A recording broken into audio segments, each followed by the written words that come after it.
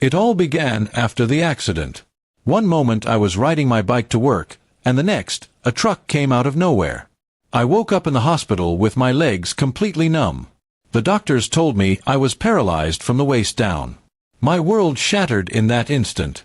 But through the haze of pain and fear, I remember my wife, Emily, holding my hand and promising, "We'll get through this together."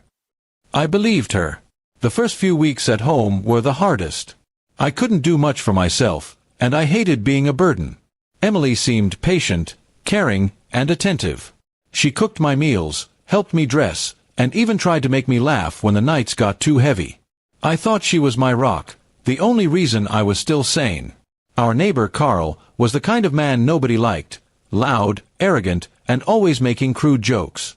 Before the accident, I kept my distance from him. But after I was injured, he started hanging around more often. Emily told me he was just trying to help, but I could see the way he looked at her sometimes. It made me uneasy, though I never voiced my suspicion. Months passed, and I began noticing changes in Emily. She became distant. She stopped talking to me about her day and often went out without saying where she was going.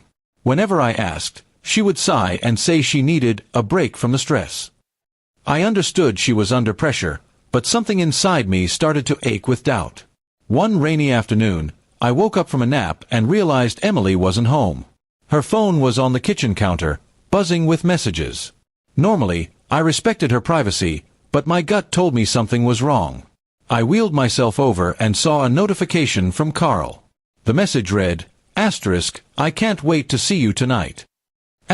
My heart sank. That night, Emily came home late.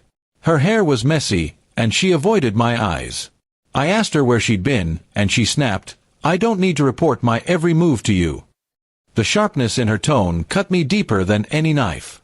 I didn't push it further, but my mind was already spiraling. The next day, while she was in the shower, I checked her phone again. There were dozens of messages between her and Carl, flirtatious, suggestive, and intimate. They talked about nights together, things they'd done, and even plans for the future. I felt like I couldn't breathe. This wasn't just cheating, it was betrayal at the deepest level. When she stepped out of the bathroom, I confronted her. My voice shook as I asked, "Are you sleeping with him?"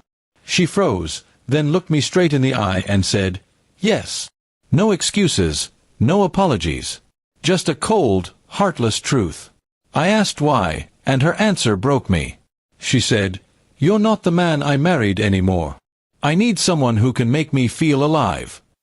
I cried that night in silence. Not because I was alone, I'd been feeling that way for months, but because the one person I trusted most had chosen the one person I despised. And she chose him while I was at my weakest, my most vulnerable. The days that followed were a blur. Emily moved in with Carl. I heard them laughing outside sometimes, their voices cutting through my walls like daggers. I stopped answering calls, stopped opening the curtains.